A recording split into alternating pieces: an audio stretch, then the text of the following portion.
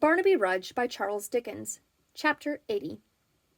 That afternoon, when he had slept off his fatigue, had shaved and washed and dressed and freshened himself from top to toe, when he had dined, comforted himself with a pipe, an extra Toby, a nap in the great armchair, and a quiet chat with Mrs. Varden on everything that had happened, was happening, or about to happen, within the sphere of their domestic concern, the locksmith sat himself down at the tea-table in the little back parlour, the rosiest, cosiest, merriest, heartiest, best contented old buck in Great Britain or out of it.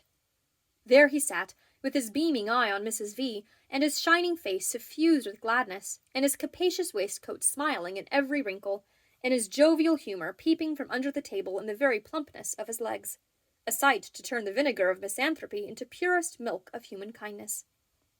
There he sat, watching his wife as she decorated the room with flowers for the greater honour of Dolly and Joseph Willett, who had gone out walking, and for whom the tea-kettle had been singing gaily on the hob full 20 minutes, chirping as never kettle chirped before, for whom the best service of real undoubted china, patterned with divers round-faced mandarins holding up broad umbrellas, was now displayed in all its glory, to tempt whose appetites a clear, transparent, juicy ham, garnished with cool green lettuce leaves and fragrant cucumber, reposed upon a shady table, covered with a snow-white cloth, for whose delight preserves and jams, crisp cakes and other pastry, short to eat, with cunning twists and cottage loaves, and rolls of bread, both white and brown, were all set forth in rich profusion.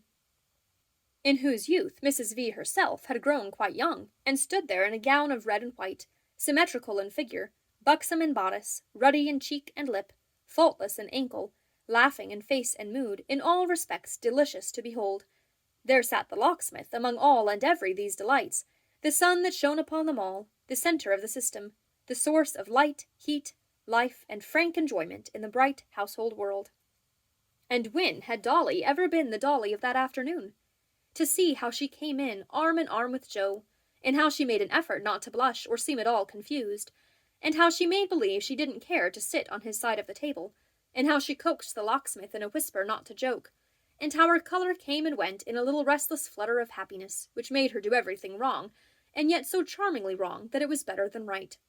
Why, the locksmith could have looked on at this, as he mentioned to Mrs. Varden when they retired for the night, for 24 hours at a stretch, and never wished it done. The recollections, too, with which they made merry over that long protracted tea, the glee with which the locksmith asked Joe if he remembered that stormy night at the Maypole when he first asked after Dolly, the laugh they all had about that night when she was going out to the party in the sedan chair, the unmerciful manner in which they rallied Mrs. Varden about putting those flowers outside that very window. The difficulty Mrs. Varden found in joining the laugh against herself at first, and the extraordinary perception she had of the joke when she overcame it. The confidential statements of Joe concerning the precise day and hour when he was first conscious of being fond of Dolly, and Dolly's blushing admissions, half volunteered and half extorted, as to the time from which she dated the discovery that she didn't mind Joe. Here was an exhaustless fund of mirth and conversation. Then there was a great deal to be said regarding Mrs. Varden's doubts and motherly alarms and shrewd suspicions, and it appeared that from Mrs. Varden's penetration and extreme sagacity nothing had ever been hidden. She had known it all along. She had seen it from the first. She had always predicted it. She had been aware of it before the principals. She had said within herself, for she remembered the exact words, "That young Willett is certainly looking after our Dolly, and I must look after him." Accordingly, she had looked after him, and had observed many little circumstances, all of which she named, so exceedingly minute that nobody else could make anything out of them even now, and had, it seemed from first to last, displayed the most unbounded tact and most consummate generalship. Of course, the night when Joe would ride homeward by the side of the chaise, and when Mrs. Varden would insist upon his going back again, was not forgotten, nor the night when Dolly fainted on his name being mentioned, nor the times upon times when Mrs. Varden, ever watchful and prudent, had found her pining in her own chamber.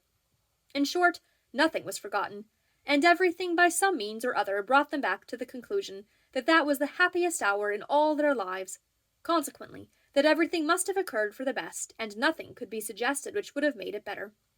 While they were in the full glow of such discourse as this, there came a startling knock at the door, opening from the street into the workshop, which had been kept closed all day that the house might be more quiet. Joe, as in duty bound, would hear of nobody but himself going to open it, and accordingly left the room for that purpose. It would have been odd enough, certainly, if Joe had forgotten the way to this door, and even if he had, as it was a pretty large one and stood straight before him, he could not have easily missed it.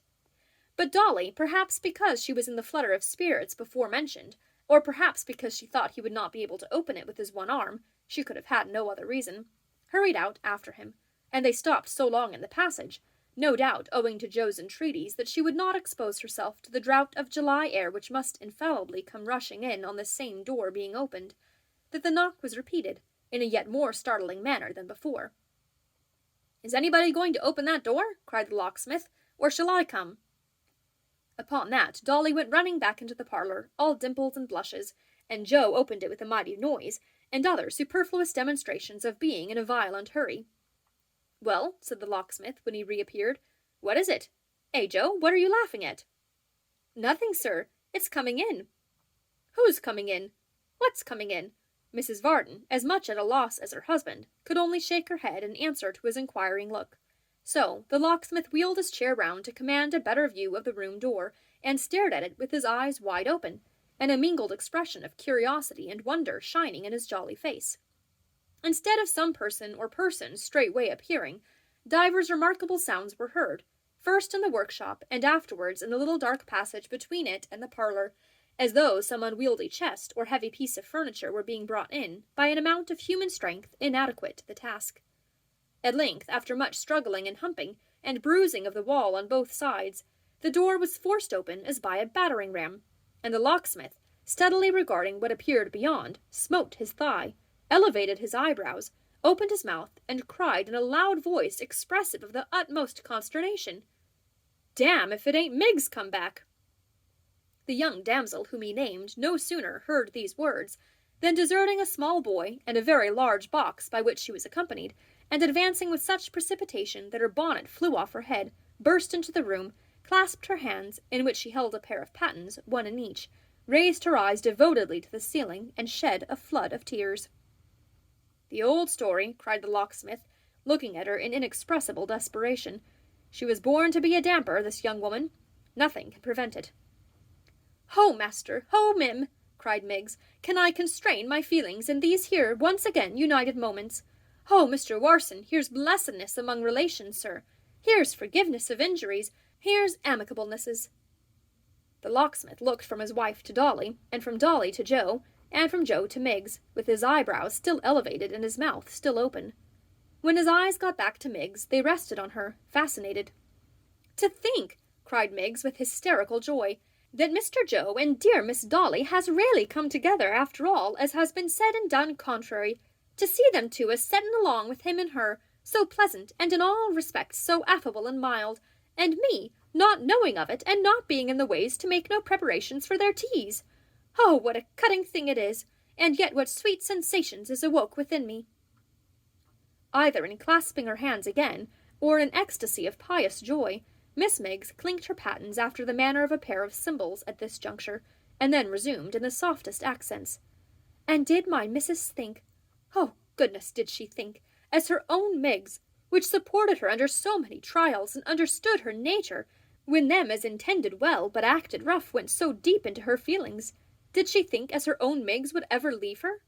Did she think as Miggs, though she was but a servant, and knowed that servitudes was no inheritances, would forget that she was the humble instruments as always made it comfortable between them two when they fell out, and always told master of the meekness and forgiveness of her blessed dispositions? Did she think as Miggs had no attachments? Did she think that wages was her only object?" To none of these interrogations, whereof every one was more pathetically delivered than the last, did Mrs. Varden answer one word. But Miggs, not at all abashed by this circumstance, turned to the small boy in attendance, her eldest nephew, son of her own married sister, born in Golden Lion Court, No. 27, and bred in the very shadow of the second bell-handle on the right-hand door-post, and with a plentiful use of her pocket-handkerchief, addressed herself to him, requesting that on his return home he would console his parents for the loss of her, his aunt, by delivering to them a faithful statement of his having left her in the bosom of that family, with which, as his aforesaid parents well knew, her best affections were incorporated, that he would remind them that nothing less than her imperious sense of duty and devoted attachment to her old master and missus likewise Miss Dolly and young Mr. Joe, should ever have induced her to decline that pressing invitation which they, his parents, had, as he could testify, given her, to lodge and board with them, free of all cost and charge, for evermore. Lastly, that he would help her with her box upstairs, and then repair straight home, bearing her blessing and her strong injunctions to mingle in his prayers a supplication that he might in course of time grow up a locksmith, or a Mr. Joe, and have Mrs. Vardens and Miss Dollys for his relations and friends.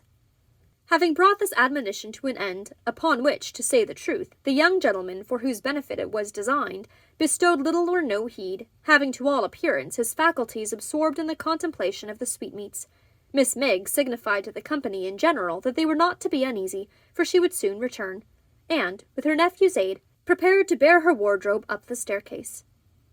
"My dear," said the locksmith to his wife, "do you desire this?" "I desire it," she answered. "I am astonished, I am amazed, at her audacity. Let her leave the house this moment." Miggs, hearing this, let her end of the box fall heavily to the floor, gave a very loud sniff, crossed her arms, screwed down the corners of her mouth, and cried in an ascending scale, "Oh, good gracious!" 3 distinct times. "You hear what your mistress says, my love," remarked the locksmith. "You had better go, I think. Stay, take this with you, for the sake of old service." Miss Miggs clutched the banknote he took from his pocket-book and held out to her, deposited it in a small red leather purse, put the purse in her pocket, displaying as she did so a considerable portion of some undergarment, made of flannel, and more black cotton stocking than is commonly seen in public, and tossing her head as she looked at Mrs. Varden, repeated, "Oh, good gracious!" "I think you said that once before, my dear," observed the locksmith. "Times is changed, is they, Mim?" cried Miggs, bridling. "You can spare me now, can you? You can keep 'em down without me? You're not in wants of anyone to scold or throw the blame upon no longer, ain't you, Mim? I'm glad to find you've grown so independent. I wish you joy, I'm sure." With that she dropped a curtsy, and keeping her head erect, her ear towards Mrs. Varden, and her eye on the rest of the company as she alluded to them in her remarks, proceeded, "I'm quite delighted, I'm sure, to find such independency, feeling sorry, though, at the same time, Mim, that you should have been forced into submissions when you couldn't help yourself. He, he, he. It must be great vexations, specially considering how ill you always spoke of Mr. Joe, to have him for a son-in-law at last. And I wonder Miss Dolly can put up with him, either, after being off and on for so many years with the coachmaker. But I have heard say that the coachmaker thought twice about it, he, he, and that he told a young man as was a friend of his that he hoped he knowed better than to be drawed into that, though she and all the family did pull uncommon strong." Here she paused for a reply, and receiving none, went on as before. "I have heard say, Mim, that the illnesses of some ladies was all pretensions, and that they could faint away stone dead whenever they had the inclination so to do. Of course I never see such cases with my own eyes. Oh, no, he, he, he, nor master neither. Oh, no, he, he, he. I have heard the neighbours make remark as some one as they was acquainted with was a poor, good-natured, mean-spirited creature, as went out fishing for a wife one day and caught a tartar. Of course I never to my knowledge see the poor person himself, nor did you neither, Mim. Oh, no. I wonder who it can be, don't you, Mim? No doubt you do, Mim. Oh, yes, he, he, he." Again Miggs paused for a reply, and none being offered was so oppressed with teeming spite and spleen that she seemed like to burst. "I'm glad Miss Dolly can laugh," cried Miggs with a feeble titter. "I like to see folks a-laughing. So do you, Mim, don't you? You was always glad to see people in spirits, wasn't you, Mim? And you always did your best to keep 'em cheerful, didn't you, Mim? Though there ain't such a great deal to laugh at now, either, is there, Mim? It ain't so much of a catch, after looking out so sharp ever since she was a little chit, and costing such a deal in dress and show to get a poor common soldier with one arm, is it, Mim? He, he. I wouldn't have a husband with one arm anyways. I would have 2 arms. I would have 2 arms if it was me, though instead of hands they'd only got hooks at the end, like our dustmen." Miss Miggs was about to add, and had indeed begun to add, that, taking them in the abstract, dustmen were far more eligible matches than soldiers, though, to be sure, when people were past choosing they must take the best they could get, and think themselves well off too. But her vexation and chagrin being of that internally bitter sort which finds no relief in words, and is aggravated to madness by want of contradiction, she could hold out no longer, and burst into a storm of sobs and tears. In this extremity she fell on the unlucky nephew, tooth and nail, and plucking a handful of hair from his head, demanded to know how long she was to stand there to be insulted, and whether or no he meant to help her to carry out the box again, and if he took a pleasure in hearing his family reviled, with other inquiries of that nature, at which disgrace and provocation the small boy, who had been all this time gradually lashed into rebellion by the sight of unattainable pastry, walked off indignant, leaving his aunt and the box to follow at their leisure. Somehow or other, by dint of pushing and pulling, they did attain the street at last, where Miss Miggs, all blowsed with the exertion of getting there, and with her sobs and tears, sat down upon her property to rest and grieve until she could ensnare some other youth to help her home. "It's a thing to laugh at, Martha, not to care for," whispered the locksmith as he followed his wife to the window and good-humouredly dried her eyes. "What does it matter? You had seen your fault before. Come, bring up Toby again, my dear. Dolly shall sing us a song, and we'll all be the merrier for this interruption."